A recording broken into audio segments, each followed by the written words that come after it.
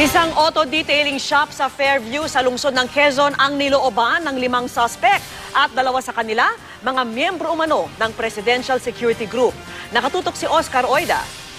Alas 12 ng gabi nang pasukin ng di bababa sa 5 armadong lalaki ang auto detailing shop na ito sa may Mindanao Avenue, Fairview, Quezon City.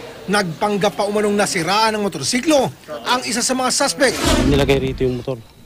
Sabi niya, sir, parada ko lang dito. Sabi ko, sir, bawal dito. Tinatabi ko nga eh.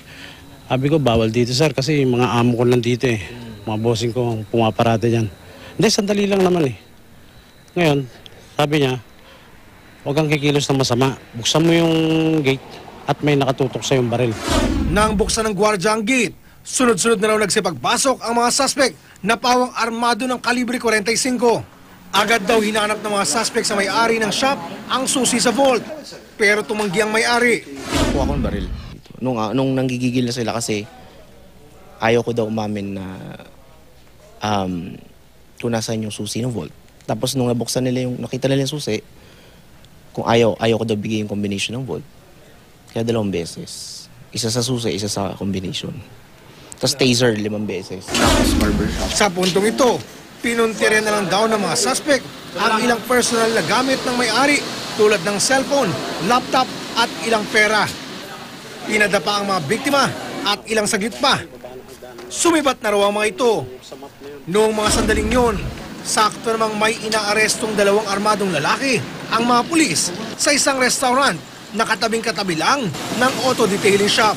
Tumawag kasi yung staff nila doon sa station namin na may baril daw. Di nagtagal, napag-alaman ng mga pulis na na-hold up pala ang katabing auto detailing shop. Doon sa kubo, may nagiinuman diyang 5 tao. Tapos may nakapark na isang sasakyan doon, yung Montero nga. So, doon pa lang nakita nila na may baril yung isang tao. Kaya pinatakbuhan ko na agad isang mobile, no? Naalama kasi sila eh.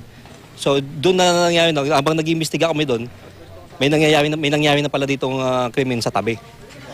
So, doon na kami nag-imbestiga ng malalim at doon namin natagpuan na yung taong hinold namin doon na may dalang baril ay positively identified na nang-hold up.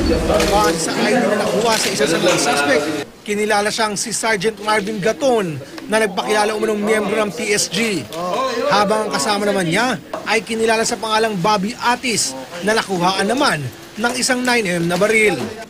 Sa loob ng sasakyan ng 2, natagpuan ng isang M16 rifle at mga bala ng caliber 45. Iimbestigahan pa rin kung totoo ang sangkot sila sa nangyaring hold-upan. Inuman lang po talaga. Iwan ko sir, may dumating na mobile. Akala nga namin may nag-aaway sa loob. Oscar Oida, nakatutok, 24 oras.